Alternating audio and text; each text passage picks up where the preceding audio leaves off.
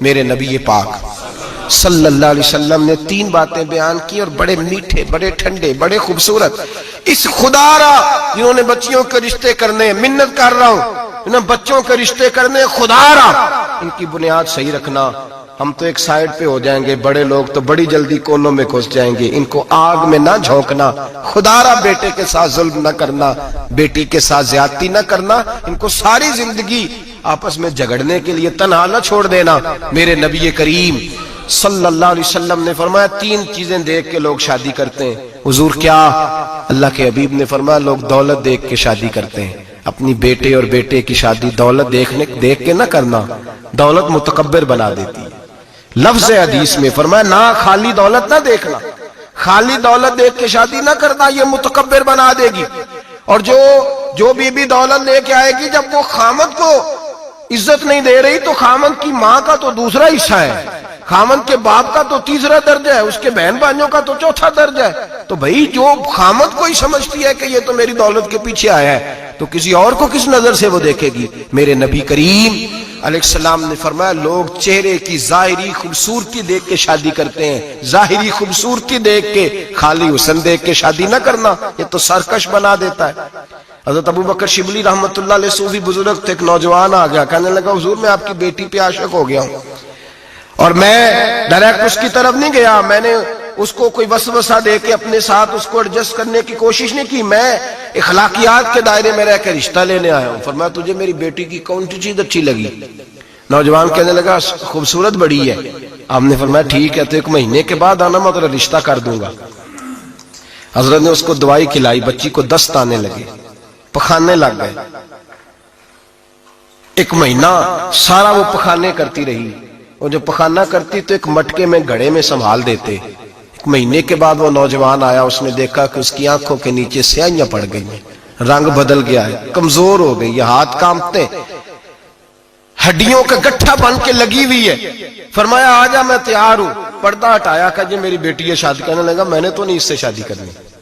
کہا تو کہتا تھا عشق ہو گیا ہے، پیار ہو گیا. تو اس نے کہا صاحب میں تو اس کی خوبصورتی سے پیار کرتا تھا. تو آپ نے فرمایا اگر شادی کے بعد میری بیٹی بیمار ہو جاتی، اگر نکاح کے بعد اس کے حالات بگڑ جاتے تو کیا کرتا؟ آپ نے فرمایا ادھر آ میں تجھے بتاؤں تجھے پیار کس چیز کے ساتھ تھا. اس کا بازو پکڑا اور گند والے مٹکے پہ لے گئے. فرمایا تو اس گند سے پیار کرتا، یہ ہے تیری محبت. میرے نبی پاک صلی اللہ علیہ وسلم نے گھر ٹوٹنے سے بچانے کا نسخہ پہلے یہ بتایا. فرمایا خالی دولت دیکھ کے شادی نہ کرنا، دولت متکبر بنا دے گی. اور خالی حسن دیکھ کے شادی نہ کرنا، حسن آدمی کو سرکش بنا دیتا ہے. حضور کیا دیکھے؟ فرمایا دین دیکھ کے شادی کرنا، اللہ تمہارے لیے برکت پیدا فرما دے گا.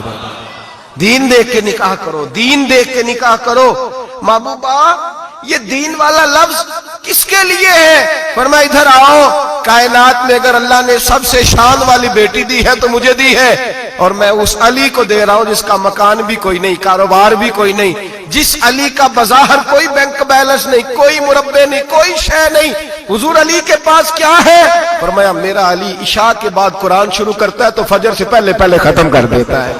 میرا علی صبح کی نماز کے وقت تلاوت شروع کرتا ہے تو ظہر سے پہلے قرآن مجید پڑھ دیتا ہے. فرمایا رزق کھاتا ہے، تھوڑا کھاتا ہے پر حلال کا کھاتا ہے. فرمایا پاکیزہ روٹی کھاتا ہے. اور جب میدان میں نکلتا ہے تو برادری کے لیے نہیں نکلتا، جب تلوار لے کے نکلتا ہے تو یہ مکے کے لیے نہیں لڑتا، یہ تلوار لے کے نکلتا ہے تو قومیت کے لیے نہیں لڑتا. محبوب کس لیے لڑتا ہے؟ فرمایا یا خدا کے لیے لڑتا ہے یا محمد مصطفیٰ کے لیے لڑتا ہے. اس کی تلواریں پاکیزہ، نظریات پاکیزہ. دیکھو میں بیٹی کا نکاح کہاں کر رہا ہوں. میرے بھائی تو نے رشتے کی بنیاد ٹھیک نہیں رکھی تو یہ ٹوٹ گیا. لیکن ہاں آپ کہتے ہیں مصری صاحب آپ نے نیچے جو ہے نا وہ بنیاد، اس کی بیس جو تھی، نیو جو تھی وہ صحیح نہیں تھی تو دیوار گر گئی.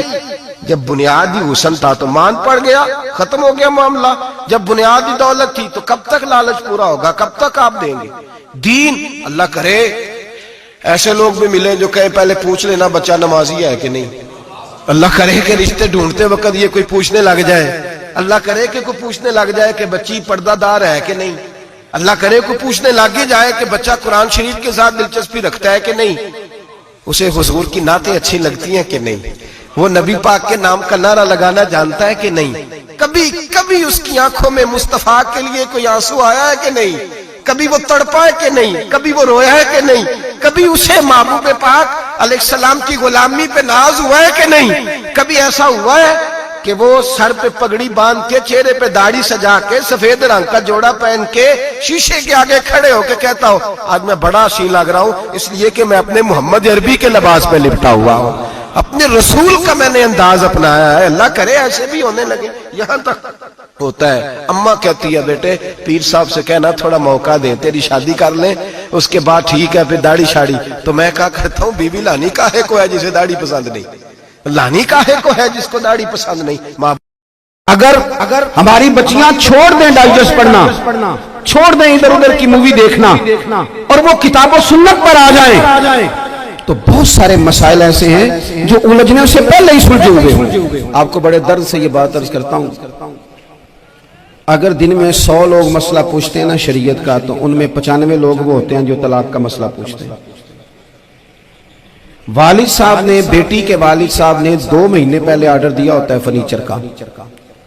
بیٹے کی شادی ہو تو مہینہ پہلے شیروانی والے کو بھی کہنا پڑتا ہے, گاڑیاں بک کرانی پڑتی ہیں, میرج ہال بک, یہ سارے لوازمات ہم کرتے ہیں. سارا کچھ کیا, گاڑی سے گھر بسنا ہے, میرج ہال سے بسنا ہے, فرنیچر سے بسنا ہے.